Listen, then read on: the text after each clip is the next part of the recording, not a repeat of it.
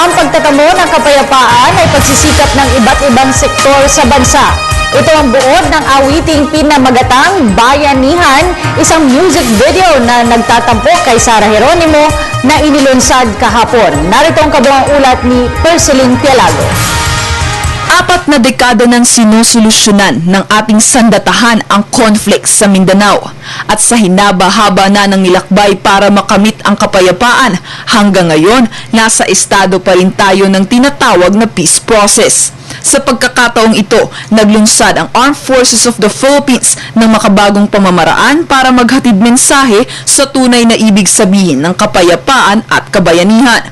Kanina, formal na ipinalabas ang isang music video na may pamagat na Bayanihan para sa Kapayapaan na isinulat ni Lieutenant Lady Chatterley Alvaro Sumbeling na binigyang bersyon ni Pop Princess Sara Geronimo.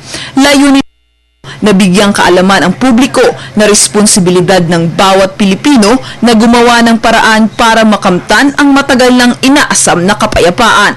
Ito na yung way forward natin sa Bayanihan. At sabi nga ni Mr. Romulica's family, nandito na yan.